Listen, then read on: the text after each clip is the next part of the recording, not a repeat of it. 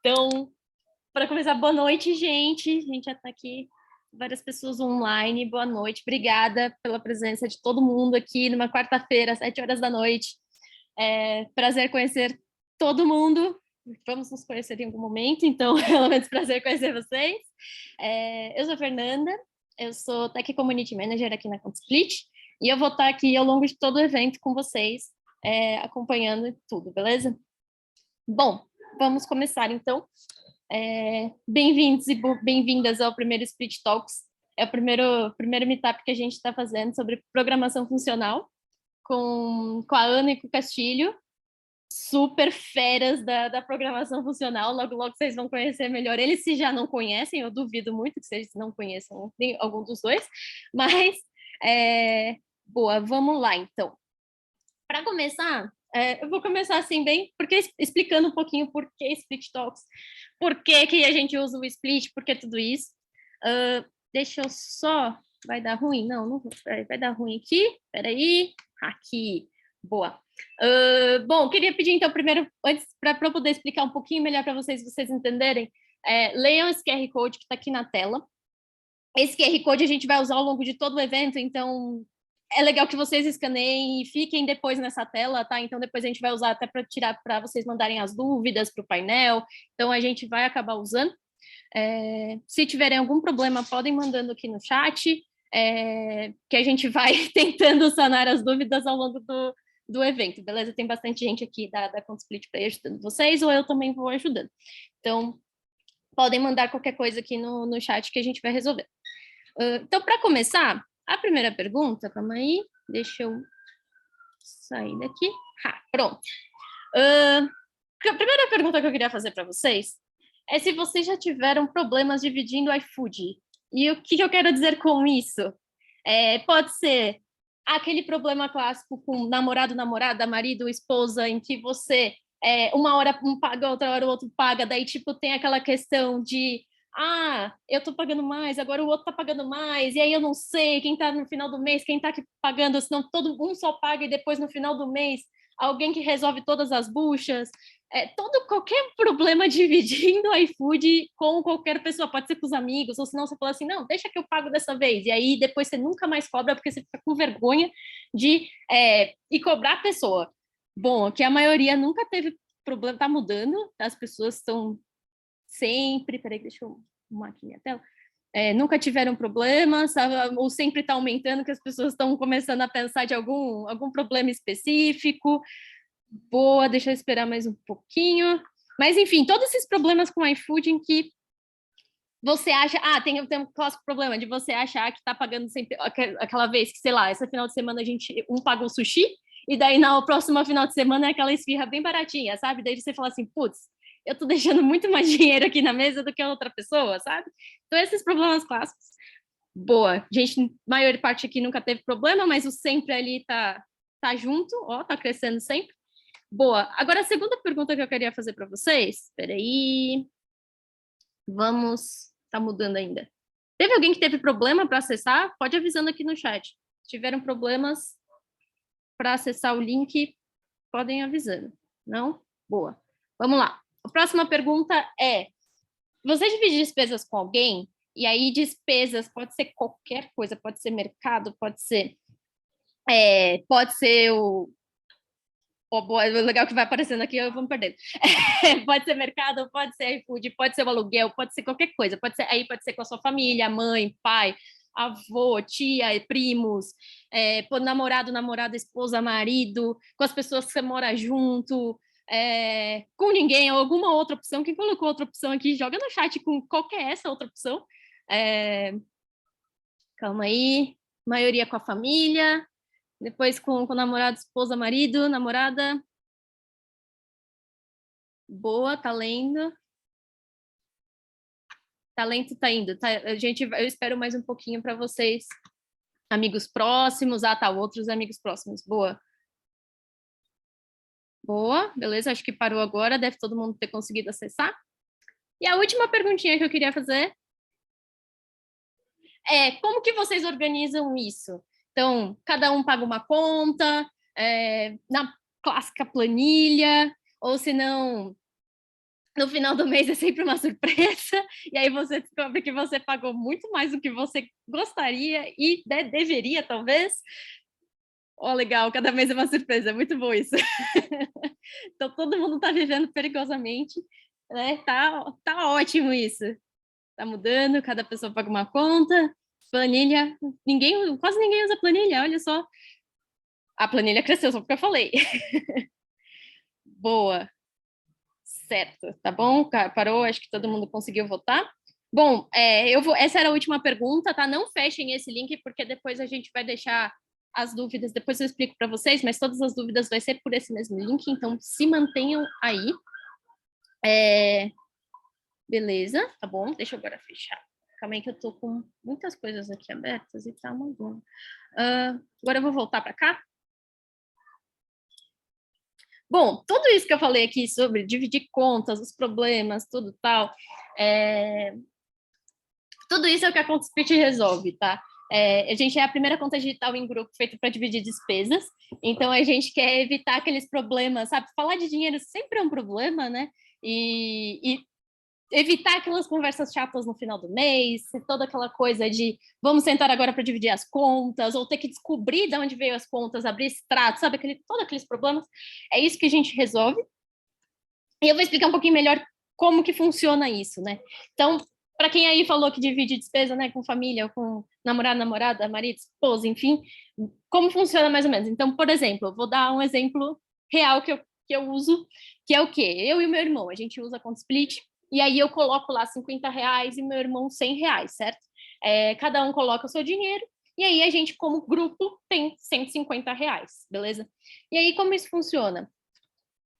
Imagina como se fosse um cofrinho em que cada pessoa tem uma partezinha ali daquele cofrinho, né? Então, tem uma parte que é minha e tem uma parte que é meu irmão. Então, tem os usuários normais ali que só tem acesso ao seu dinheiro, tá? E aí tem o admin, que pode tudo e que pode controlar e dividir, né, mexer no dinheiro dos outros. Então, a gente tem esses dois tipos de usuários, e aí as pessoas, na hora que se cadastram, elas podem escolher em qual tipo que pode cada uma entrar, né? Então, se é admin ou se é um usuário normal. E aí, como funciona? Você consegue pagar Pix, boletos, né, em geral, ou Pix. E aí, Pix pode ser, hoje já tem Pix no iFood, já tem no Uber, Mercado Livre, e padaria, supermercado, farmácia, tem uma infinidade de lugares que o Pix já está funcionando.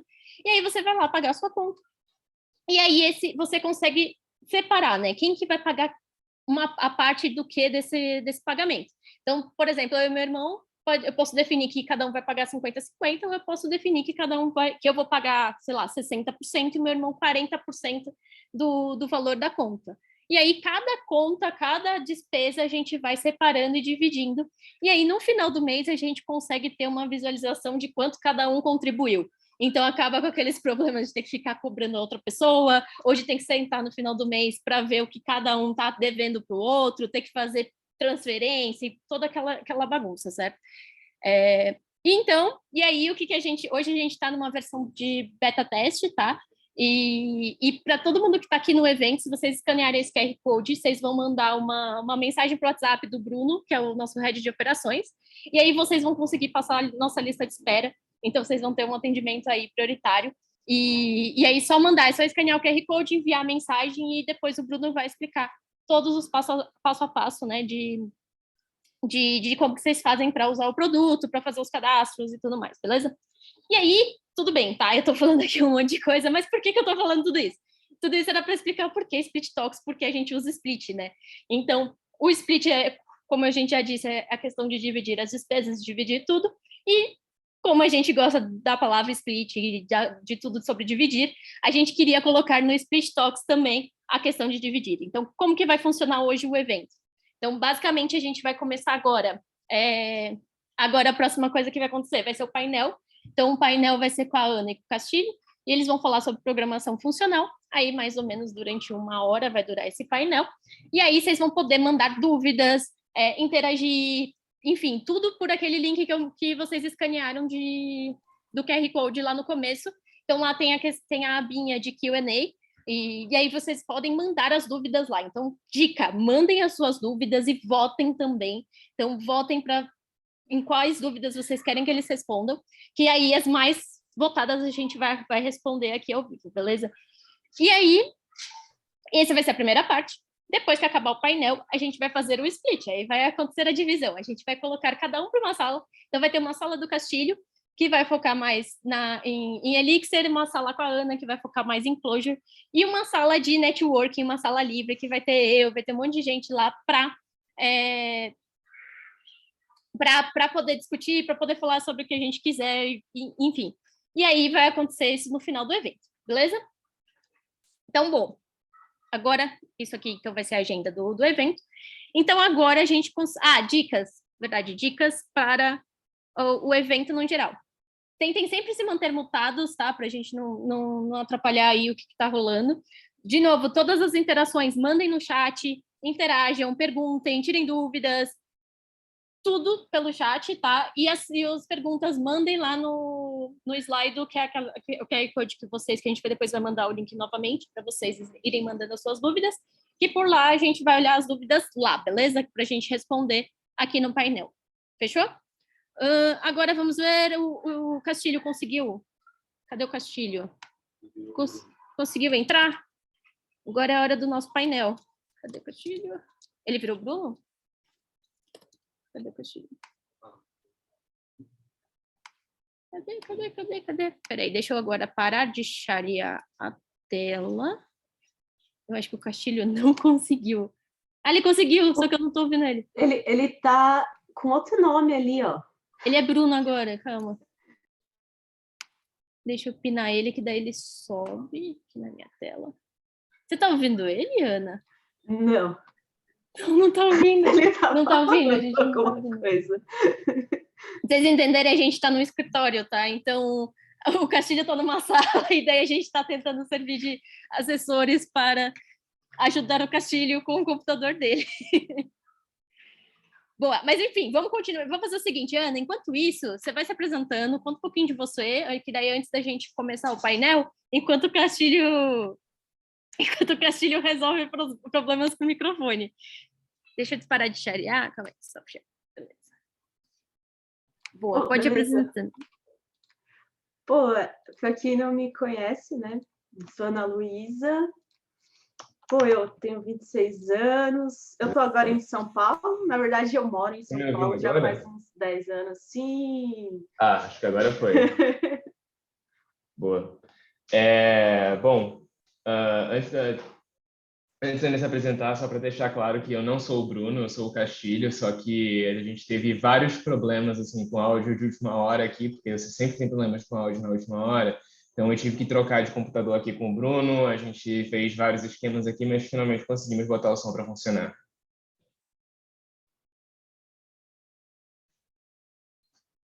Bom, Aninha, se quiser terminar de se apresentar. Aproveita aí, pode se apresentar primeiro. Depois eu falo. É o povo. Poucos sabem, mas esse é o povo do Twitter.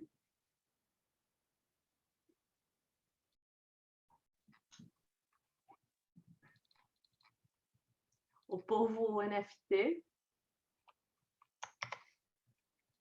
Que agora ele não é mais povo, ele mudou o ícone para um gatinho. Eu também vou mudar o meu. Mas, enfim, eu sou desenvolvedora já faz alguns anos.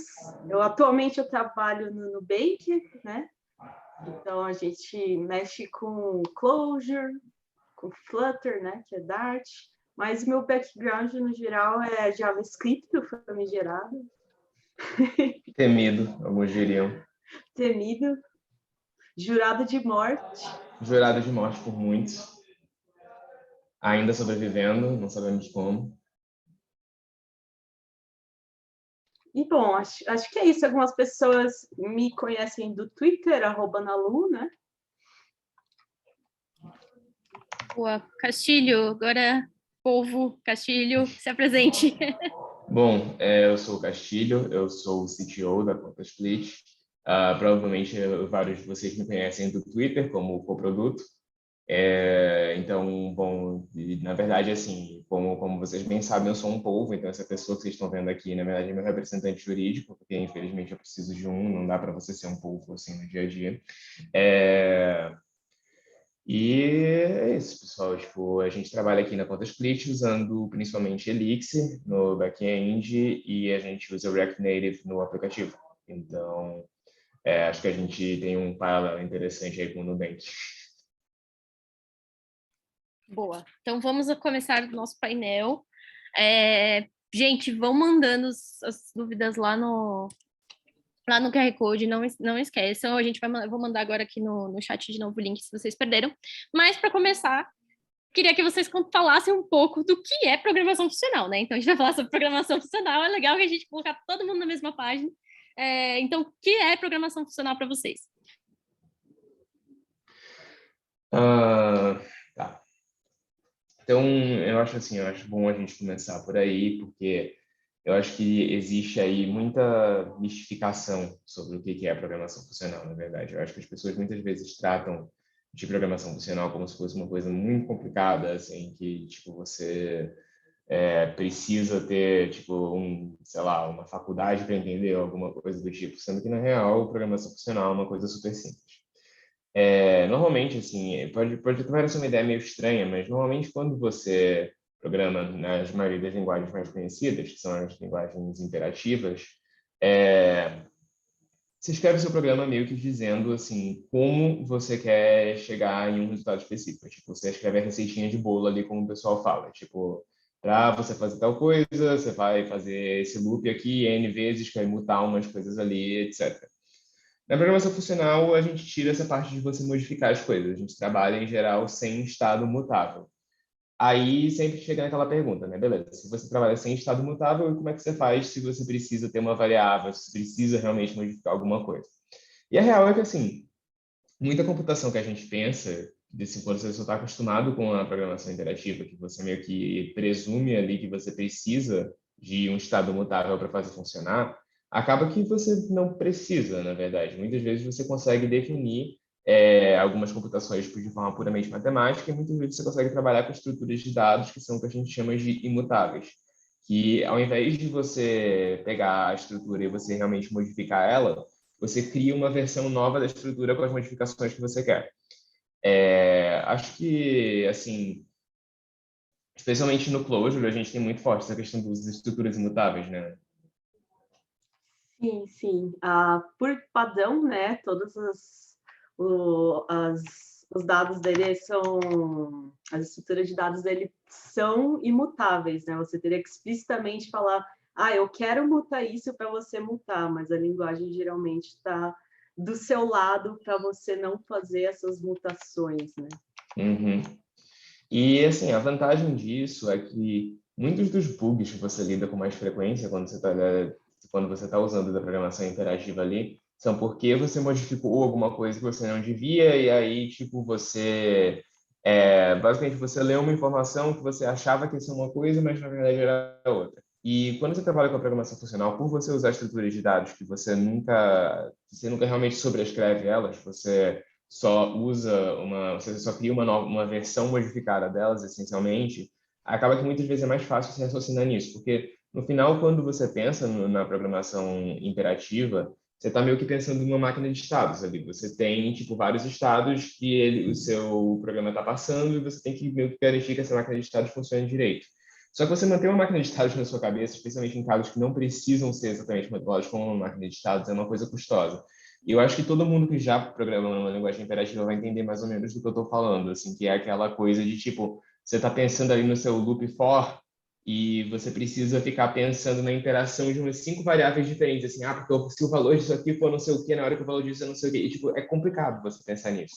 Na programação funcional, você não precisa pensar dessa forma, porque toda vez que você precisa de uma transição de estado, toda vez que você precisa modificar alguma coisa, isso é explícito, isso não é implícito, você tem que realmente, tipo, essa que é a questão.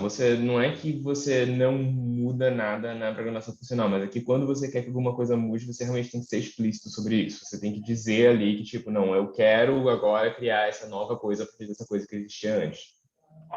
Eu acho que, tipo, não seria bem, tipo, não ter um estado, senão, tipo, não existiria nada real world. Sim, mas acho exatamente. que um pouco do problema ali está mais no fato de que quando você geralmente pensa em orientação a objetos ou em algo imperativo, geralmente você pensa em várias entidades, cada um com um estado próprio, e elas interagem entre si. Só que isso quer dizer que o estado está espalhado em todos os lugares, assim, então tudo está tendo mutações em todos os lados. E então, para você garantir que tudo isso está funcionando corretamente, que se falhar vai dar tudo certo, que não vai zoar o estado de outra coisa, etc., aí você precisa programar de forma extremamente defensiva, né? E eu acho que isso é algo que, pelo menos quando você pensa em programação funcional, você já está um pouco mais garantido, principalmente quando você fala de algo como JavaScript, assim, que já não te garante tanta segurança, já é um pouco mais complicado. Então, acho que esse é o maior problema das mutações, né? Esse estado compartilhado. Exato. E a imprevisibilidade dela, assim, de como que vai estar as coisas em todos os momentos. E, além disso, o fato de que tudo tem uma ordem certa para acontecer, né? Isso é uma das coisas que, por exemplo, o Elixir lida muito bem, né? Que já que, quando você pensa em programação funcional, você pensa mais em funções puras, né? Então, para elas, enquanto você pensa na receita de bolo, né, que é o exemplo que o Castilho deu, que é tipo assim, pega a massa, farinha, leite, mistura, né? Se você mudar a ordem, quebra tudo, explode tudo, acho que dá igual aqueles comentários do tudo gostoso, assim, então faz errado, explode o bolo. Exatamente. Que isso. Agora, quando você pensa em funções mais independentes entre si, você consegue paralelizar elas, você consegue, não deu certo, beleza, roda de novo. Acabou o problema. Não está consistente com o estado, beleza, faz isso de novo. Então, isso é mais... Deixa eu já engatar aqui uma dúvida junto para vocês fazerem um resumão. Vocês falaram aí um pouquinho de imperativo, de orientação a objetos, de funcional, mas assim, vocês falarem de uma forma mais direta, tipo, as principais diferenças entre os três, né, entre funcional, imperativa e OO, e já pegando uma dúvida que mandaram aqui, na programação imperativa, cada comando não é uma função de estado para estado, então eu acho que talvez vocês podem já juntar tudo isso num balaio só. Tá bom.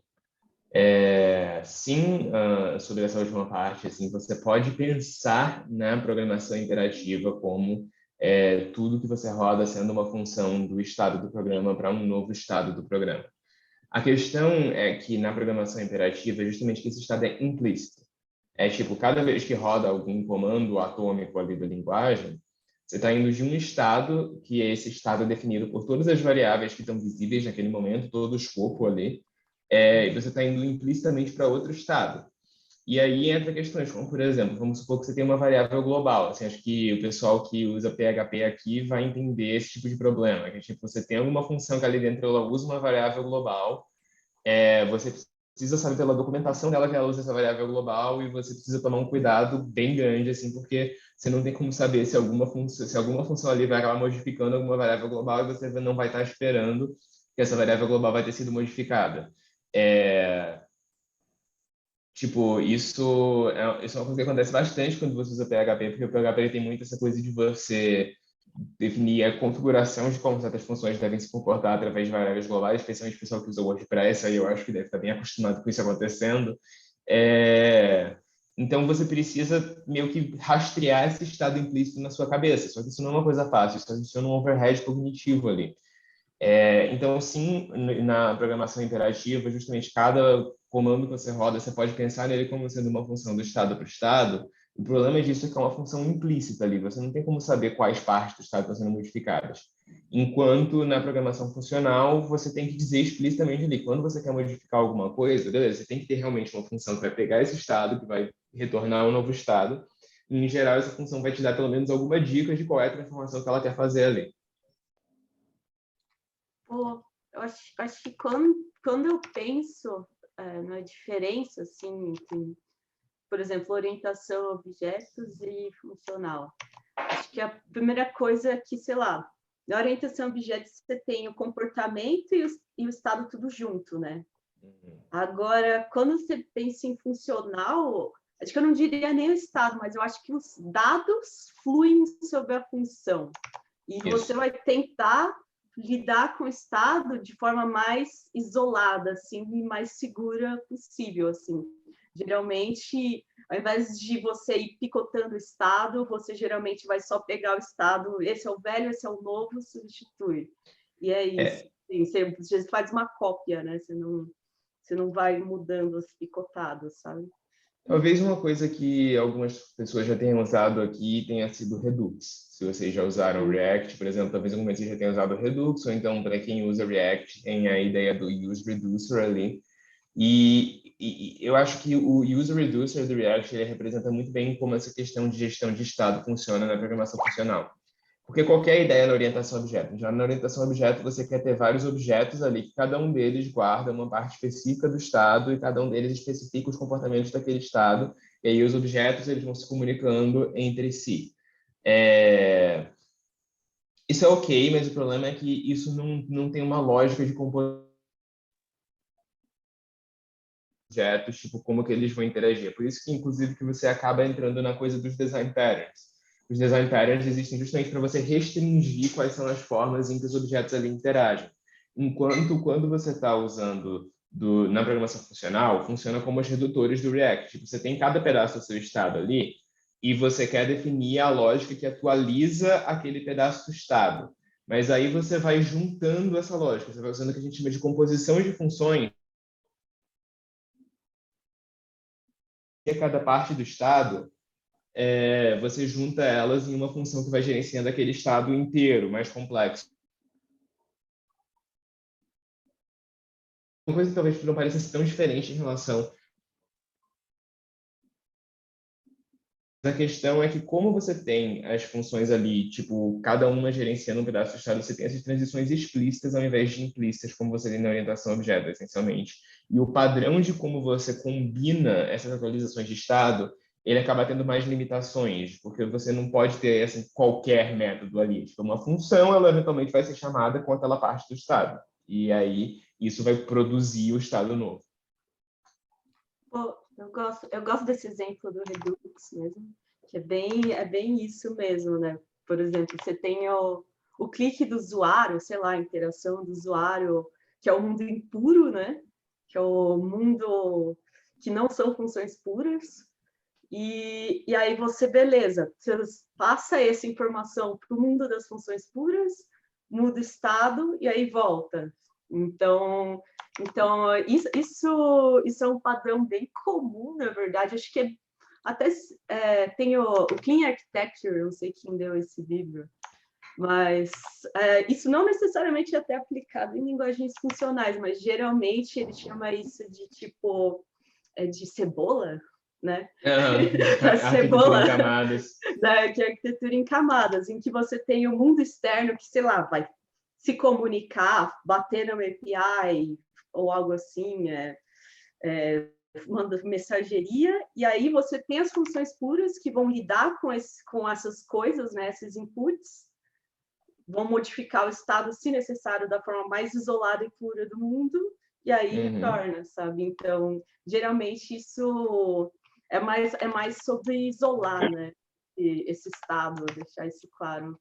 Um padrão bem comum, assim, quando a gente aplica a programação funcional, acaba sendo justamente você ter essa camada impura que fala com o mundo real e tal, e aí, tipo, entre essas coisas que realmente precisam falar com o mundo real, você tem computações que elas são puramente matemáticas. Tipo, beleza, você recebeu uma mensagem do mundo real, você constrói alguma estrutura de dados com ela, e você vai operar em cima dela, joga isso para a parte pura só computa uma outra estrutura de dados a partir da primeira estrutura de dados, e aí essa parte volta para a parte impura ali. Então você tem meio que esse vai e volta aí, no sentido de que tipo, as operações que tem que falar com o mundo real, elas vão alimentando operações que são puras ali por baixo, essencialmente. E aí eu acho interessante a gente explicar o que a gente quer dizer quando a gente fala de puro, né? É verdade, a gente não abordou o que é puro. Acho que o puro dá para falar que é tipo quando a gente aprende matemática na escola, que você tem a função, né? Aí, sei lá, função x mais 1. Aí, sei lá, se x é 1, o resultado é esse, né? Então, não existe um mundo em que 2 vezes 2 não vai ser 4, né? Então, isso é puro. Acho que dá, porque não está dependendo de algo externo, não está modificando algo externo, literalmente só uma lógica, né? É exatamente isso. A função pura é uma função que ela é uma função da matemática. Tipo, quando você tem uma função na matemática, tipo, ela não depende de tipo, você pega o valor daquela função. A função é simplesmente uma relação entre a entrada e a saída. E aí é que entra muito no que a gente falou, que você não precisa ficar mantendo uma máquina de estados na sua cabeça. Quando você trabalha com funções puras, tipo, você só precisa saber que para uma entrada específica ela faz uma coisa específica e vai ser sempre aquilo ali. Tipo, ela não vai depender de um estado, de uma variável global, etc.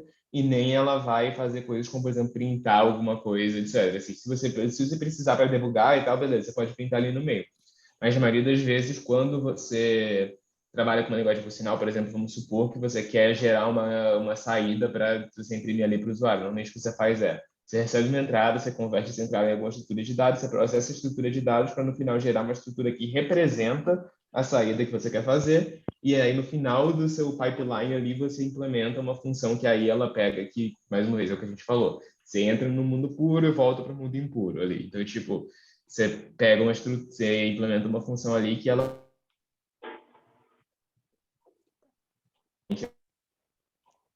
Ai, deu uma travadinha agora. função imperativa em que você só mexe um printf ali no meio da função. Aproveitando que você falou sobre máquina de estados, tem uma pergunta aqui que mandaram, tipo, o que é uma máquina de estados? Então, acho que é interessante explicar o que é. Tá, uma máquina de estados é um tipo de modelo de computação que ela é justamente essa ideia. Opa, acho que deu uma travada, hein? Não, mas foi Não, antes, agora tá tranquilo. Boa. Mas ela é justamente essa ideia de que você tem um estado interno ali, você tem comandos operando sobre esse estado interno e para cada comando ele leva para um novo estado baseado no estado anterior, essencialmente. Então dá para você modelar tudo que você faz com a programação imperativa usando uma máquina de estados. Os famigerados fluxogramas lá da lógica de programação são um exemplo disso, normalmente. É curioso porque isso é tipo assim, é literalmente de onde veio a base, né? Assim, porque, por exemplo, quando você pensa em uma máquina de estados e essas questões mais tipo, onde fica essa coisinha na memória e mudou essa coisinha na memória, é literalmente como funciona a máquina de Turing, né? Que é a base teórica por trás, o grande pai da computação. Aí, quando você fala de programação funcional, ele já está um pouco mais próximo de outro negócio formal que chama cálculo lambda, que em resumo é tipo, função matemática. Então, ao invés de você pensar, eu vou colocar essa coisinha na memória, vai mudar isso para lá e vai para cá e muda o estado, né, que seria o imperativo, dando as ordens de como que vai mexer na memória. É o declarativo, que é literalmente uma função falando, faça isso. Exato. Eu acho que isso fica um pouco abstrato, assim, mas eu acho que dá para se explicar dizendo que tipo, o lambda cálculo, gente, é uma coisa que tipo, você não precisa saber do lambda cálculo para você aprender programação funcional. É só uma abstração que tem por trás, assim, você não precisa saber da máquina de Turing para você falar de programação imperativa. Mas no final dá para se dizer que tipo, a programação funcional em geral ela vem do lambda cálculo, e a ideia toda do lambda cálculo é que tipo, você consegue fazer computações só usando a ideia de você substituir uma coisa pela outra. Então, se você tem uma função, no final você chamar essa função é equivalente a você substituir dentro do corpo dela pelo argumento. Então, tipo, o que você mostra com o lambda cálculo é que só com essa operação de substituição de uma coisa pela outra, você tem tudo que o computador consegue fazer. É essencialmente isso. Mas aí a ideia por trás da programação funcional é essa. Então, é bem isso, assim, por exemplo, todo mundo acha que não, para mexer com programação funcional tem que saber calculando a teoria das categorias, o que são mônadas. Tem que saber o que são mônadas. O que são essas mil Tem uma pergunta aqui do o que é uma mônade. É um monoide na categoria dos endofunctores. Então, mas no dia a dia você certamente não vai querer fazer essas coisas, a não ser que você gosta muito de Haskell e trabalha com Haskell, que é difícil. Mas, no dia a dia você vai facilitar o máximo possível essas coisas difíceis e teóricas, assim. Então, igual, por exemplo, você precisou aprender como que a máquina de Turing funciona para aprender qualquer linguagem? Nunca precisou. Então, é isso. Exatamente. Boa. Eu acho até que, assim, é bem o que a Ana falou, assim, o pessoal tem essa ideia de que linguagem funcional é uma coisa muito complicada, aí você precisa saber altos assuntos acadêmicos para você entender. Não, não é, tipo, obviamente que, tipo, se em algum momento você quiser aprender lambda cálculo, provavelmente vai te ajudar a entender algumas coisas, mas, assim como você aprender máquina de Turing, você não precisa saber máquina de Turing para você programar interativamente, e nem você precisa saber lambda cálculo para você programar funcionalmente. Você só precisa saber que, tipo, no final, você tipo, tem algumas diferençazinhas em relação à programação imperativa, então é como a gente falou. Normalmente, você vai estar só passando estados ali pelas coisas, ao invés de você ter um estado implícito. Normalmente, você vai ter estruturas que você, ao invés de modificar elas, você vai estar fazendo só appendes nelas, assim, tipo atualizações. E a gente pode falar um pouquinho mais sobre isso depois. Até porque eu acho que aí a gente começa a entrar em umas coisas tipo Datomic e tal, que aí eu acho que a Ana vai ter bastante coisa para falar sobre. Mas, mas assim, não tem nenhum mistério aí, sabe? Tipo, a maioria das coisas, de diferenças que tem em relação à programação interativa, tem formas de você meio que cobrir aí esse paralelo, de você entender que a diferença que existe aí não é tão grande assim também.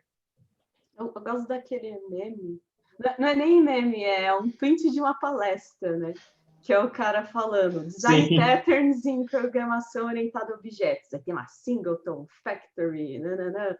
Aí Design Patterns em Programação Funcional. Functions. Funções de novo. Então tem funções, tipo... acaba Que é que, só tipo... função. É o que você tinha falado, né? De composição de função. Uhum. A maioria do que você tem como design patterns na programação orientada a objeto vão acabar virando padrões diferentes de você compor funções na programação funcional. Agora, pensando um pouquinho no mundo real, né, em criar produtos reais e tudo e tal. Por que usar programação funcional em produtos reais? E também quando não se deve usar programação funcional? Tem até alguém perguntando assim, tipo, programação funcional é uma bala de prata? Então, quando usar e quando não usar em produtos reais? Ana, quer começar essa aí? Pô, eu vou começar no quando usar. Eu acho que tem vários cases, na verdade. Acho que tipo, é igual quando você fala de linguagem, assim, tipo, JavaScript é bala de prata, Java é bala de prata. É complicado, assim, cada linguagem é meio que focada para resolver um problema, né? Então, acho que alguns problemas que programação funcional resolve bem, sei lá, tem essa questão do paralelismo, tem essa questão lidar com dinheiro, eu diria que por ser mais seguro, algumas pessoas usam para lidar com dinheiro, para ter um pouco mais de segurança. Tipo, deixa eu pensar. Acho que em blockchain muita gente usa programação funcional. Eu pessoalmente, até onde eu entendi, assim, o Clojure, ele é simples, tipo, ele na verdade, acho que as pessoas escolheriam o Clojure literalmente porque qualquer pessoa simplesmente vai chegar e vai conseguir mexer, porque não tem nem sintaxe, assim, é muito straightforward, assim, você não tem uma curva de aprendizagem muito grande para entender o que são literalmente só funções sendo chamadas. Então, eu diria que tem essa questão. Mas... Eu acho que assim, dentre as linguagens funcionais, o que mais destaca assim, o Clojure e o Elixir é justamente você ter algumas estruturas de dados em implementações funcionais, tipo implementações imutáveis, boas delas já prontas ali. E você ter bibliotecas que, assim, elas não são muito bibliotecas padrão, elas não são muito grandes, mas elas são extremamente coesas em cima de você trabalhar bem com essas estruturas de dados. Porque aí volta muito no que a gente falou ali no início, né? O funcional é muito sobre você manipular estruturas de dados e você, tipo, trabalhar em cima de estruturas de dados e você, tipo, explicitamente modificar esse estado. Ao invés de, tipo, sei lá, muitas vezes no imperativo, quando você não está implementando um algoritmo específico que precisa que seja uma estrutura de dados específica, é comum você meio que só ir implementando as coisas ali baseado em você meio que modelando esse estado de forma implícita através de loops e através de você estar percorrendo alguns arrays ali. Em termos de programação funcional, eu sinto que existe uma preocupação maior em termos de como você modela o seu estado e trabalhar em cima dessa modelagem do estado, justamente porque se você não organizar as coisas direitinho em estruturas de dados, isso começa a ficar meio perdido. Mas isso tem um lado muito bom, porque significa que você consegue escrever seu programa em termos de transições explícitas, em termos de transformações explícitas de um estado para o outro, ao invés de você ter todo aquele dado implícito ali. Então, isso ajuda muito, por exemplo, você ter uma noção melhor de, por exemplo, estamos fazendo uma... o que você falou aí, Eliseu, das estruturas de dados funcionais, é justamente isso que eu estou falando, estruturas de dados que são feitas para ser imutáveis, são justamente as estruturas de dados que você traz também, a programação funcional. Mas, assim, uma vez que você tem essas estruturas, você consegue ter uma flexibilidade muito grande para você compor funções em cima dessas estruturas. E isso permite que você tenha uma noção muito boa de tipo quais são as transições de estado que estão acontecendo no seu sistema. Em geral, por você centralizar o seu tratamento de estado, por você não dividir ele em um monte de operações que operam sobre cada pedaço do estado, mas em geral você montar um grande pipe de transformações, você consegue ter um pouco mais de certeza que você não está perdendo nenhum dado ali no meio. Então, eu diria que muito do que a Ana falou aí, de onde que você quer aplicar a programação funcional, vem justamente dessa ideia de que você quer ter um estado, tipo, você quer ter um controle na transformação do estado. Então, tanto aqui na conta Split, quanto no Nubank, a gente está lidando com dinheiro, a gente está lidando com transações financeiras, e você quer conseguir ter esse registro, assim, de toda vez que você mexer no dinheiro de alguém, você quer ter ali a sequência de todas as coisas que você fez. E você trabalhar nessa forma de você ter uma sequência de transformações, isso se presta muito naturalmente a isso. Eu acho que isso quando eu falei, tipo, é mais seguro, é exatamente isso. Por exemplo, na Speed vocês mexem com dinheiro. Agora, supondo que, sei lá,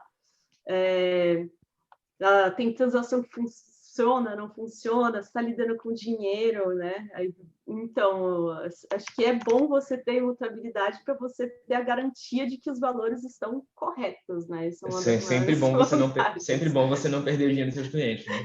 Exatamente. Recomendável, eu diria. Recomendável.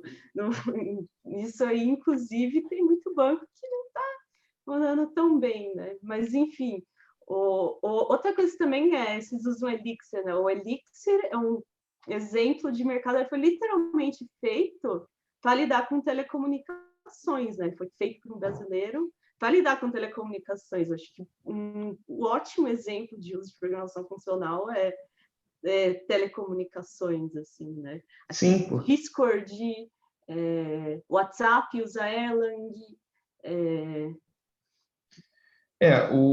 Você tem ali, tipo... Isso é uma coisa que eu estava até conversando numa palestra que eu dei na CodeBeam, justamente que o Erlang, ele não foi... O Erlang, que é tipo, a linguagem em cima da qual o Elixir é feito, ele foi pensado justamente para ser usado na área de telecomunicações, especificamente, tipo, o Erlang foi inicialmente pensado para escrever firmware de roteadores telefônicos e tal, e a ideia era que eles queriam fazer roteadores ali que eles conseguiam, tipo, trabalhar sob uma carga muito grande e não perder nenhuma conexão. E acabou que, assim, ser funcional não foi exatamente um requisito da linguagem. Ser funcional foi uma coisa que entrou no design da linguagem ali, porque eles perceberam que as características que eles queriam dar, de você conseguir rodar muitos processos paralelos e você conseguir manter isso com uma confiabilidade grande, você não ia conseguir ter isso se você usasse programação imperativa. Porque o que falou, na programação imperativa você tem a questão de estado compartilhado. Os processos do Erlang e do Elixir, eles não compartilham nada. Se você quer mudar o estado de um processo, tem que chegar uma mensagem nele e ele tem que fazer essa transição para um novo estado explicitamente. Justamente por quê? Porque se você não trabalha assim, começa a ficar impossível raciocinar com mais do que alguns poucos processos. Enquanto se cada processo meio que tem a evolução de estado fechada dele ali, que eles não compartilham nada, em que, tipo, se você quer que uma coisa vá de um processo para o outro, você precisa mandar isso explicitamente de um para o outro, acaba que tipo você consegue raciocinar sobre isso com 10 mil processos, com 100 mil processos, assim, a gente usando Elixir é muito normal, assim, você tá rodando uma instância normal e você tem tipo 100 mil processos rodando ali, você tem tipo 200 mil processos rodando e é tranquilo de você lidar, mas isso só é possível por causa da programação funcional. Deixa eu exatamente. emendar até uma pergunta rapidinho, mas aí você fala o que você quer falar, Ana. Mas é que a pergunta é, tipo, pensando em funcional, temos imutabilidade e pureza das funções, como sistemas tratam efeitos colaterais, como acesso a banco, por exemplo, visto que temos esses pilares. Eu acho que encaixa bem também no que vocês estão falando de efeitos colaterais e como que funciona isso na vida real. Uhum. Bom, não, o que eu ia falar é que o que garante, né, isso é exatamente o fato de serem funções, né, funções puras, no geral, rodando ao mesmo tempo. Então, isso só pode por causa disso, né? Você não tem, elas não dependem de nada para estarem rodando, e se falhar, Isso. falhou, segue a vida, segue o bonde, e nada Ah, acaba, mas pode. não, eu ia só responder em relação a essa questão de como que você lida com efeitos colaterais que você mexendo no banco. Então, normalmente aí as suas funções puras vão realmente fazer as transformações sobre os dados. Então, normalmente, por exemplo, vamos supor que você quer, tipo, sei lá, você tem um servidor web. Então, você quer receber um pedido da rede e você quer, tipo, escrever alguma coisa no banco de dados. Você tem um CRUD ali mesmo. Você quer receber uma entidade e você quer fazer ali um put para o seu banco de dados. Então, normalmente, o que acontece? Você vai ter a sua camada impura, vai entrar o pedido nela e aí vai chamar um handler, tipo, você vai chamar um handler que é puro sobre os dados do pedido. Esse handler vai pegar os dados do pedido, validar, etc, etc. No final, ele vai retornar um dado dizendo ou deu certo. Isso é uma coisa, tipo, normalmente fluxo de controle é implícito aí, em linguagem interativa, em linguagem orientada a objeto. Você vai ter um fluxo de controle que ou vai ir para um lugar se o negócio for válido, vai ir para outro lugar se ele não for. Na programação funcional, a gente costuma fazer um fluxo linear de processamento. Então, tipo, você tem o dado ali. Normalmente você vai retornar um dado representando o estado final. É tipo, ou deu certo e a gente quer retornar isso aqui agora, ou deu errado, deu essa mensagem de erro, a gente retorna essa mensagem de erro. Então, por exemplo, você pode pensar que a gente faz uma função que a gente mapearia ela para tipo uma estrutura de dados representando deu certo e isso aqui precisa ser retornado pelo servidor e isso aqui precisa ser salvo no banco de dados. Tipo, você retorna uma estrutura de dados descrevendo tudo isso para a parte impura. E aí a parte impura vai e ela faz essas coisas. Mas no geral você quer manter a maior parte do seu código funcionando dentro da parte pura. Então é como se tipo a parte pura, ela recebe uma coisa da parte impura, ela transforma isso e retorna uma descrição do que a parte impura tem que fazer. Você pode pensar assim. É a cebola, né? É a cebola. Exatamente, é a É cebola. o mundo impuro em volta, na casquinha. Aí você Uhum. recebe um input, né? Aí as funções puras transformam esse dado e retornam o que foi decidido, que vai ser feito ou não no mundo impuro novamente, Isso né? mesmo. É por isso que a gente, tipo, é por isso que a gente está reforçando tanto essa questão das estruturas de dados. E muitas vezes no imperativo, no orientado a objeto, você deixa o fluxo de controle implícito ali. Muitas vezes no funcional a gente prefere tratar a estrutura de dados e ter o nosso, tipo, ter o controle encapsulado nessa estrutura, ao invés de a gente deixar isso implícito por onde o programa vai, essencialmente. É. Bom, e aí, Fascinante. falando um pouco das vantagens e desvantagens que tem usando funcional em produtos reais, lá, live, como que vocês falam sobre isso? Pô, eu acho que, pelo menos na minha experiência com Clojure, no início eu falei, meu Deus, os parênteses. Em 3 dias, aí, tipo, acostumou os parênteses. Eu, tipo, beleza, é só uma linguagem muito simples. Isso E é uma coisa geralmente que você não vai fazer as coisas difíceis no dia a dia, porque você não quer, você quer o seu código mais simples e declarativo do mundo, né? Então, Isso é uma coisa engraçada que acontece, né, com a maioria dos Lisps. Tipo, as pessoas que não conhecem tanto olham e pensam, meu Deus do céu, só vejo parênteses. Tipo, só que depois que você usa por uns 3, 4 dias algum Lisp e tal, você não vê mais os parênteses. É uma coisa que acontece, tipo, você só vê a estrutura. Tipo, você para de enxergar os parênteses. É bizarro, assim. você Tipo. vê função, função, função. É isso. Mas assim, acho que a Ana falou um pouquinho aí do Elixir, do Clojure e tal. Falando um pouquinho do uso do Elixir aqui, eu diria que assim, a maior vantagem de fato é justamente essa questão da simplicidade e da confiabilidade.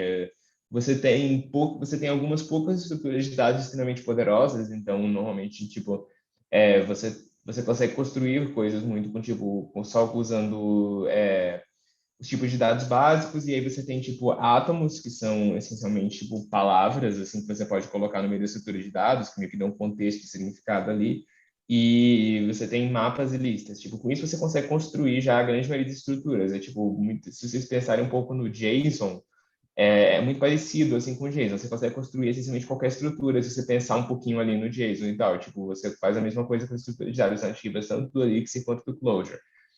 E isso é muito poderoso porque você tendo uma boa biblioteca que trabalha sobre esses tipos de dados básicos, você consegue fazer muita coisa só compondo as funções dessa biblioteca. Eu acho que tanto o Elixir quanto o Clojure compartilham muito essa ideia de você ter, de você fazer muito com pouco, vamos colocar assim. É, Já em relação a desvantagens, cara, eu diria assim que o que eu vejo mais de desvantagem é mais realmente dificuldade de contratar gente, tipo, de você encontrar gente que conheça bem a linguagem, mas um pouco também o quanto ainda não é tão familiar para a maioria dos desenvolvedores. As pessoas chegam e muitas vezes elas ficam meio perdidas por um tempo no início, assim, de tipo, eu estou muito acostumado a fazer essa coisa aqui no interativo, mas no funcional, o que que eu faço e tal. E depois que as pessoas pegam os padrões básicos, eu acho que entra muito essa coisa de fazer muito com pouco. Em geral, você consegue compor os padrões mais complexos a partir do simples, você não precisa aprender cada coisa separadamente. Mas tem uma barreirinha ali de aprendizado no início, especialmente quando são casos que envolvem muito, assim, tipo, você comunicar com o sistema externo e tal, pode ficar um pouco difícil hoje fazer direito no funcional. Aí eu acho que, inclusive, só até complementando a pergunta que fizeram em relação a comunicar, o que não seria recomendado você usar o funcional e tal, eu acho que quando você realmente tem um sistema ali que só o que ele faz é comunicar com coisa externa e tal, é tipo só pegar uma coisa do ponto A, mandar ela para o ponto B e não fazer quase nenhum processamento no meio, aí talvez pode não ser tão interessante você usar o funcional assim, pode ser interessante você usar o interativo, mas não quer dizer também que você não dê para usar o funcional, e dependendo do caso, pode até ser mais interessante pela declaratividade, mas aí vai depender muito do caso. E, pode falar, Ana. Não, é só que, tipo, também eu não acho que também se precisa dar esse pulo, né, já para o funcional, para uma linguagem mais conhecida como funcional. Acho que uma coisa que eu fiz, por exemplo, foi começar a tentar aplicar alguns padrões de funcional em JavaScript. Aí você começa a ver, que legal, essa funçãozinha não está estou lidando com as coisas bem com JavaScript. Aí, aos poucos você vai começando a se adaptar também aos novos jargões, que são jargões diferentes, forma de se pensar diferente. Exatamente. Então, tipo, também acho que tem muita coisa que se aplica não necessariamente, por exemplo, todas as linguagens hoje em dia têm alguns elementos funcionais, 5 funções, né? E também tem alguns elementos comuns de linguagem funcional que você pode dar uma olhada, dar uma explorada ou algo assim, sabe? Tem uma pergunta aqui. Rapidão, tem uma pergunta aqui que fala assim: Elixir e Clojure são linguagens dinâmicas. Como conta split e o Nubank vê essa questão? Tipos fazem falta? Eu diria assim que em alguns casos fazem, mas eu acho que uma coisa que é importante falar sobre o Elixir especificamente é que você consegue opcionalmente usar tipagem estática no Elixir. Tipo, você tem um sistema de tipagem estática, assim como, por exemplo, você tem no Python, que você tem os tipos, só que eles são opcionais e você pode escolher o Redal Type Checker. Você pode fazer a mesma coisa com o Elixir. Você pode adicionar a anotação de tipo em qualquer função, e você pode fazer isso. Não daria realmente para o Elixir ser uma linguagem estática por causa de alguns. Isso volta um pouquinho naquela questão de processos. Essa questão da dinamicidade ela é muito importante nos processos, porque um processo pode mandar qualquer dado da linguagem, tipo, de qualquer tipo, como uma mensagem para o outro. Por causa da questão da arquitetura de processos que o Elixir não pode ser estático. Justamente que assim a gente você tem que ter a capacidade de você mandar dados de formato arbitrário de um processo para o outro ali, porque às vezes um processo é o que a gente falou, você tem essa questão de às vezes você descrever coisas mais complexas usando estruturas de dados, que é muito comum na programação funcional. Então, às vezes, no Elixir especificamente, você quer ter uma descrição relativamente complexa de uma operação sendo enviada de um processo para o outro, e aí o processo que recebe vai agir como um servidor ali, de certa forma, e vai pegar essa especificação e vai rodar alguma operação. Isso é uma coisa que a gente faz bem comumente em Elixir. Assim, por exemplo, a gente lida com estado mutável em Elixir. Para manter estado mutável, você usa um processo que ele roda operações ali que você vai especificando para ele. Isso significa que a estrutura dessa mensagem pode ser muito indefinida. Pode ser que ela tenha que ter argumentos específicos de acordo com o prefixo dela, alguma coisa assim. Então, acaba que não tem muito como você tipar esses casos. Mas para partes que podem ser facilmente tipadas, para partes que faz sentido, você pode usar, assim, opcionalmente, a tipagem estática. O Clojure, eu sei que ele tem uma abordagem um pouco diferente em relação a isso, que eles tentam muito abraçar. Aí travou o que você falou, Castilho. O Clojure. Eu falei que o Clojure tem uma abordagem um pouco diferente, no sentido de realmente abraçar a dinamicidade, né? Tipo, Então, existem lendas de um type de Clojure, mas as pessoas do Clojure têm, do que eu sei, elas têm muita raiva disso, assim. Assim, então, tipo, eu acharia bacana, mas eu também não. Eu sinto falta de tipos, pessoalmente, assim. Mas no caso, você geralmente vai usar esquemas ou algo assim, mas assim, acho que quando a gente fala de Elixir e Clojure, mas acho que existem outros, tipo ReasonML, acho que comentaram aqui no chat. É mais estaticona. Everything is triggered.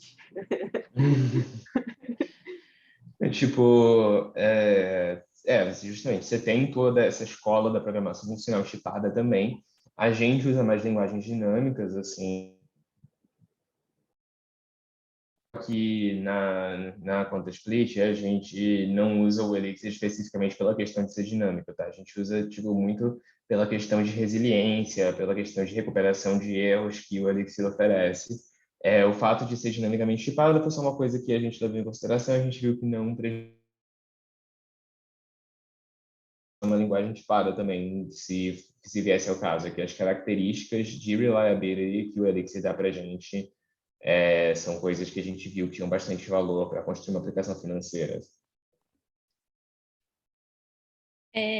Bom, agora pensando um pouco dentro da empresa, já falou de produtos em produção e tudo em produção e tudo mais, como que a gente consegue adotar uma linguagem funcional dentro de uma empresa? Acho que seria não tipo, a gente tem que usar uma linguagem funcional porque é legal, mas sim, tipo, a gente tem um problema, qual a melhor forma de resolver? A gente tem várias ferramentas, putz, Elixir resolve bem o meu problema. Algo assim, sabe? Eu acho que é que a gente gosta das coisas maneiras e brilhantes, né? Assim, tô gostando de programação funcional, agora vamos mas eu acho que é bom também pensar por que estamos usando, por que vai ajudar nosso time. Aqui na Conta Split a gente fez um processo assim, para escolher a linguagem e tal, e a gente não tinha assim, essa certeza que ia ser realmente necessariamente uma linguagem funcional. A gente chegou a olhar. Desculpa. A gente chegou a olhar várias linguagens, assim, a gente considerou usar Go, a gente considerou usar até Clojure, a gente considerou usar JavaScript, a gente estava olhando vantagens e desvantagens de várias plataformas diferentes, e acabou que, assim, dados os requisitos que a gente viu que Elixir era o que fazia mais sentido para a gente. Agora, poderia ter sido outra linguagem? Poderia, assim. Agora, essa questão da adoção da linguagem funcional aqui dentro, é bem o que a Ana falou. Eu acho que é muito uma questão de o time inteiro tem que ver as vantagens. Não pode ser só uma coisa que vocês estão usando porque vocês acham bonitinho usar ou porque, sei lá, alguém impôs, sabe? Eu acho que realmente tem que ser uma coisa que as pessoas do time têm que ver as vantagens. E eu acho que pelo menos aqui dentro rola muito isso, assim, da gente ver que, tipo, a gente consegue construir algumas coisas de uma forma muito mais simples do que a gente faria se a gente estivesse usando, por exemplo, Java ou alguma coisa como Java. Porque a gente não tem a preocupação de em cada está gerenciando um estado interno, por exemplo, em cada requisição que a gente recebe, isso por si só já vale bastante para a gente, no sentido de que, cara, assim, a gente está lidando com dinheiro, sabe? Mais uma vez, eu acho que sempre volta para isso quando a gente fala do que a gente está fazendo aqui. Então, a gente quer ter a paz de espírito de que a gente não vai perder o dinheiro de alguém, não vai mandar para o lugar errado porque a gente esqueceu de atualizar algum estado compartilhado ali, sabe?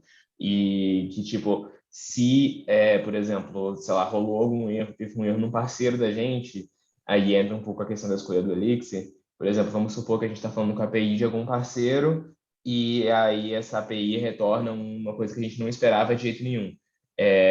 Tipo, a gente não pode deixar que uma exceção que explode ali derrube tudo. Então, a gente tem a questão do Elixir, que ele trabalha com essa questão de recuperação de erro, de você não deixar, tipo, você nem deixar ter estado para ficar em um estado inválido quando alguma coisa cai fora da hora. Então tem aquelas preocupações que você tem que ter com Java, por exemplo, como questão de exception safety. Então, você tem que estar sempre pensando que pode explodir uma exceção em qualquer lugar ali e que todo ponto do seu programa você tem que estar pensando, se explodir uma exceção aqui, alguma coisa vai ficar no estado inválido. Tipo, numa linguagem funcional não tem como você ter que se preocupar com isso. Programação defensiva, né? Exato. Ai, meu Deus, a exceção. Você tem que estar pensando em todas as exceções e aí com certeza vai E dar que todos os você não corner esperava. cases, enfim. Eu gosto de Elixir. Tem uma pergunta aqui. Programação orientada a objetos ainda domina o mercado e as vagas realmente boas para funcional geralmente são bem difíceis de entrar. Vocês veem mudanças nesse cenário nos próximos anos? Eu acho que bastante gente no Brasil anda aderindo ao Elixir, principalmente fintechs, assim, andam aderindo ao Elixir, tipo, não é só isso que já ouvi falar, assim, acho que tem não é algo tipo, ninguém está usando, assim, tem principalmente aqui no Brasil, né, que é uma linguagem brasileira, acho que está crescendo mais, né, acho que está sendo mais reconhecido, talvez é nova, Elixir é novo. Eu acho que existe uma tendência muito grande a crescer a quantidade e a variedade de vagas no funcional. Pode ser que eu domine ainda, mas eu acho que a tendência continua sendo do funcional seguir crescendo. E isso não é só porque, não, funcional é melhor. Não, não é isso. Tem um motivo lógico de mercado, assim, para a programação funcional seguir crescendo, que é a questão do paralelismo e da concorrência. A gente está cada vez mais vendo que a maioria dos programas, assim, o programa que roda um servidor web, por exemplo, não é a coisa mais vital do mundo, assim, você fazer o maior uso de, sei lá, de uso sequencial de CPU ali, tipo, porque, por exemplo, quando você tem um programa que ele se comunica pela internet, normalmente a maior parte do tempo de processamento dele vai ser justamente se comunicando pela internet, tipo, sei lá, se você tem um servidor que para ele receber o pedido e ele mandar a resposta de volta, leva tipo 1 segundo para o pedido chegar, 1 segundo para o pedido voltar, e 1 nanosegundo para você, tipo, leva tipo 1 nanosegundo para você processar o pedido, não adianta de nada você tornar esse 1 nanosegundo mais rápido, sabe? Tipo, o tempo todo está no tempo de rede ali. Então, o que acaba fazendo diferença para os seus usuários não é o quanto que cada pedido individual ali é processado rápido, é quantos pedidos você consegue processar ao mesmo tempo. E qual é o maior gargalo para você processar várias coisas ao mesmo tempo? É justamente a questão de estado mutável, porque se você precisa ficar sincronizando o estado, se você precisa ficar garantindo que uma coisa não vai mutar a outra, você consegue um paralelismo muito maior, você consegue também deixar muito mais fácil para o programador lidar com paralelismo, porque o programador não tem que pensar em tipo, e se duas coisas tentarem mexer nesse estado ao mesmo tempo? E se duas coisas tentarem mexer nessa entidade com o estado ao mesmo tempo? Então, tipo, você tem uma preocupação explícita com sincronização, que como a programação funcional não usa da mutabilidade, você consegue que ela seja implícita, você consegue não ter que pensar tanto nos detalhes do paralelismo. Então, isso tira tanto um overhead cognitivo, quanto permite tecnicamente que você tenha um paralelismo maior.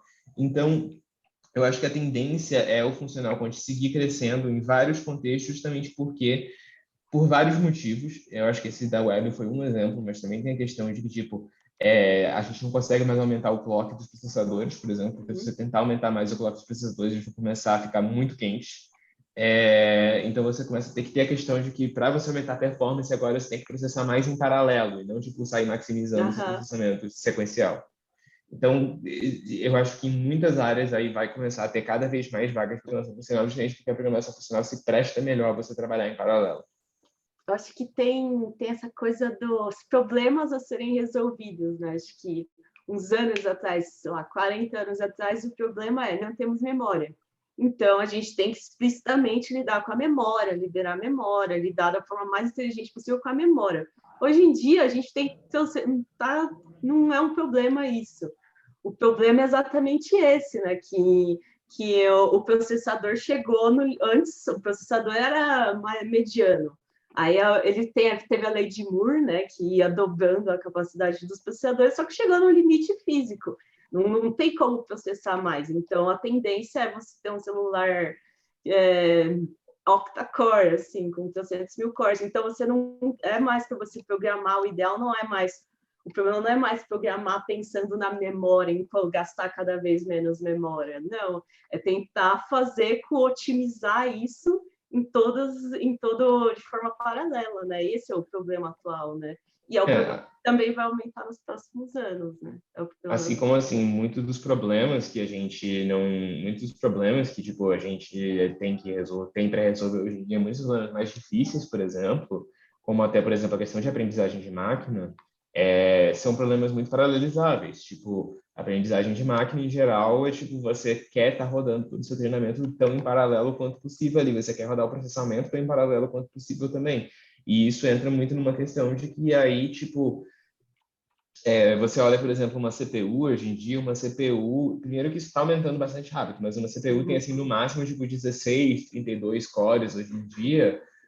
Aí você olha uma GPU. GPUs, tipo, elas têm uma arquitetura diferente no sentido de que cada core da GPU, ele é muito mais burrinho, ele faz muito menos coisa, tipo, ele é muito menos poderoso do que um core de uma CPU, mas você tem, tipo, 1024 cores, tem 4096 cores dentro da mesma GPU e tal. E justamente por isso, porque você tem problemas que eles são muito paralelizáveis. Então, por exemplo, tipo, sei lá, você quer rodar por que GPU é assim? Você quer rodar um jogo, beleza, tipo, para cada polígono que tem ali na tela, você pode processar ele em paralelo para montar a cena, tipo, esse tipo de coisa. Então, a aceleração, tipo, no final, uma GPU ela é um acelerador de paralelismo. E a gente vai precisar de muita gente para estar programando GPU nesses próximos tempos. E hoje em dia a gente faz isso como? A gente faz isso com C++ e CUDA, mas isso não é a melhor abordagem. Você tem que ter um monte de complicação assim para você lidar com memória compartilhada na placa de vídeo que você não precisa ter se você programar de uma forma mais funcional. Então, a maioria dos problemas que são realmente relevantes hoje em dia são altamente paralelizáveis. A verdade é essa. E a gente precisa de formas melhores de lidar com esse paralelismo, porque quem já tentou fazer programação paralela com Java, por exemplo, normalmente percebeu que é uma coisa um pouquinho dolorosa. Assim. Exato, exatamente isso. Tipo, dá para você ter outras linguagens que você consegue fazer tudo em paralelo? Sim, você consegue fazer paralelismo em outras linguagens, mas se vai ser tão idiomático assim em tudo, aí realmente acho Exatamente. difícil. Tem uma outra pergunta aqui que foi bem votada. Materiais para começar em programação funcional. Eu pessoalmente gosto de um livro chamado Functional Light JS, que ele é em JavaScript, mas ele explica alguns conceitos legais. Acho que a pessoa comentou na pergunta, né, o Closure for the Brave and True. Eu gosto desse livro. Ele é bem completo. Eu acho que, tipo, assim, depende como você vai querer aprender, baseado em se você quer pular de vez para uma linguagem funcional ou se você quer só aplicar a programação funcional na linguagem que você já usa. Então, se você já usa JavaScript, eu recomendo também muito esse livro que a Ana falou, Functional Light JS. Eu acho que ele tem uma abordagem muito pragmática, assim, ele não vai tentar fazer você fazer um, tipo, funcionalzão ali, não vai tentar fazer você forçar o JavaScript a ser uma coisa que ele não é, tá? Tipo, mas, ao mesmo tempo, ele te ensina quais são as partes que importam, as partes que realmente fazem o seu código ser melhor e aplicar elas dentro do JavaScript. Então, eu acho que isso pode ser uma preparação muito boa para você pular de fato para uma linguagem funcional depois. Agora, se você quiser começar com outra linguagem, também se você procurar tipo programação funcional, sua linguagem, provavelmente você vai achar alguma coisa. Porque se a sua linguagem tem funções de primeira classe, tipo, você consegue pegar uma função e atribuir ela a uma variável, ou passar uma função como argumento para outra função, retornar uma função de uma função, você já consegue usar tudo da programação funcional, essencialmente. Então, tipo, dá para fazer programação funcional até em, sei lá, coisas como C. Eu tenho alguns amigos completamente malucos que fazem programação funcional com C++. Eu tenho plena certeza que essas pessoas não têm mais alma, mas, assim, dá para fazer. Mas, tipo, no final é isso. Ou você, se você quiser começar no Elixir, tem um livro muito bom da Pragprog, assim, a Pragprog tem uma série muito boa de Elixir, assim, tipo, e eles têm um livro chamado Programming Elixir maior ou igual a 1.6, tipo, que basicamente ele é justamente uma introdução zona, assim, a Elixir, e é como você usa Elixir e tal. E aí, depois desse, você pode ir para um outro, que é um da Manning, que chama Elixir in Action, que eu acho ele muito bom para você realmente tipo começar a fazer uns programas mais reais, assim, coisas mais úteis e tal. Eu acho que até para brincar com o Elixir, assim, quero sentir o que é o Elixir. A documentação é muito boa. A Isso é documentação verdade. do Elixir, ele tem um Getting Started muito bom, assim. Eu, pessoalmente, eu acho que dá para aprender muito bem o essencial da linguagem só no Quick Start da É, documentação do próprio Elixir. essa Mas inclusive é a única ressalva que eu tenho com o Clojure, assim, para passar para iniciante, que as documentações do Clojure costumam ser uma coisa meio hermética, assim, tipo, se você não sabe já as convenções da documentação, você fica meio, quê? então, acho que no geral, depois que você pega, eu tenho o cheat sheet, né, que é a colinha. Ela só mostra o Ah, nome de todas as funções, você já sabe como toda a é. documentação funciona, você só, deixa eu checar se é isso mesmo. Então, é meio que Sim. assim que funciona. Porque o Clojure tem muito isso. Tipo, as coisas são muito padronizadinhas, elas são muito fechadinhas, elas são bonitinhas. Você só vai precisar aprender uma vez e aí normalmente você consegue sair aplicando em tudo. Mas a documentação do Clojure, ela não é a melhor coisa do universo, infelizmente. Pô, tem o Lambda Studio Group. Tem o grupo É, do Telegram, um grupo muito legal, que com certeza a Ana não é administradora dele, não está fazendo propaganda dele. porque o Castilho já deu palestra lá. Aqui a gente tem o Meetup também, que é o Lambda.io. Tem até os vídeos no YouTube, quem quiser dar uma olhada, né? E o Castilho chegou a dar um curso de Haskell para a gente. Mas tem a org no GitHub que tem umas listas de conteúdo para estudar, tem uns desafios de programação para praticar também, tem o grupo e tem as palestrinhas também. Boa. Bom, a gente já são 8h20, já deu quase uma hora de painel.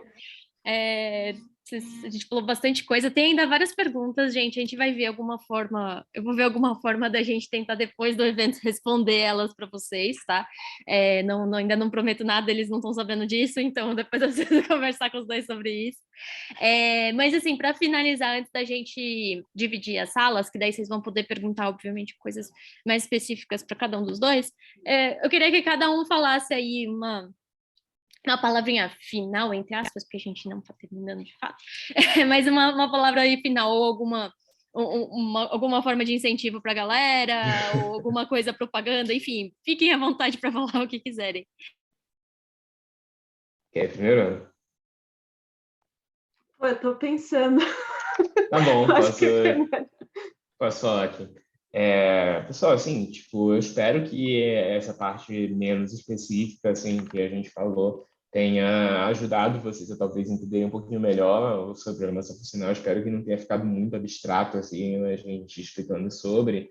E eu queria realmente dizer, assim, que eu acho que vocês aprenderem um pouco mais sobre programação funcional, mesmo que não seja necessariamente aprender uma linguagem nova, mas até, por exemplo, dentro de uma linguagem que você já usa, é uma coisa que pode ajudar bastante vocês Mesmo que vocês não achem necessariamente agora uma vaga funcional, como eu falei, eu acredito de verdade que é uma coisa que vai crescer bastante nos próximos anos. E mesmo que você acabe nunca usando uma linguagem realmente funcional, acho que você aprender a pensar da forma funcional vai ajudar até a forma como você escreve código interativo ou tem uma coisa que o pessoal fala, que às vezes o pessoal gosta muito de programação OO, acho que a gente está falando meio de provocação, mas não é. Que é que, tipo, quando você faz programação OO bem feita, acaba que você tem muitas coisas em comum com a programação funcional, acaba ficando semelhante à estrutura que você faz. Então, você entender melhor a programação funcional vai ajudar você a entender a imperativa melhor, vai ajudar você a entender a OO melhor. Então, eu realmente assim, acho que é um assunto que é legal de vocês aprenderem, independente de vocês sentirem que vai ter uso imediato ou não. Assim, vai ajudar até dentro de outras linguagens que podem não ser funcionais. Eu gosto disso disso que você falou, porque se você for ver bem, realmente, assim, Solid, né, não é tão diferente assim de programação funcional. São princípios para tornar o código mais bug-free e organizadinho, né? Mas é muito legal isso de saber outras formas de pensar, né? E essa mistura de formas de se pensar que resolve a maior parte dos problemas, né? Não é à toa, geralmente, quando você vai pensar em resolver um problema, você pensa em todas as formas de resolver, né? Então, é sempre legal você ter contato com tudo. E acho que é isso, né? Boa. Bom, gente, não saiam, tá? Vai parecer um discurso de que tá acabando, mas não tá acabando, tá? Então não saiam daqui. Agora vem a parte legal que vocês vão poder interagir mais próximo, tanto da Ana quanto do Castilho, quanto entre a gente. Como que vai funcionar agora? Primeiro, obrigada por essa aula que vocês deram sobre programação funcional, muito legal. Tem muita pergunta, depois vocês dão uma olhada, tipo, ainda tem várias perguntas da galera, mas, tipo, putz, eu acho que a gente conseguiu passar de ponta a ponta sobre tudo um pouco da programação funcional, obviamente que não tudo, mas superficialmente sim. Como que vai funcionar agora? Eu vou dividir aqui três salas, tá? Então vai ter uma sala com o Castilho, uma sala com a Ana e uma sala livre. Vocês vão poder escolher qual sala vocês querem participar e vão poder transitar entre elas. A ideia agora é que vocês possam tirar ainda mais dúvidas com cada um deles, se conhecer também. Então, é uma ideia de ter um bate-papo, uma coisa mais livre.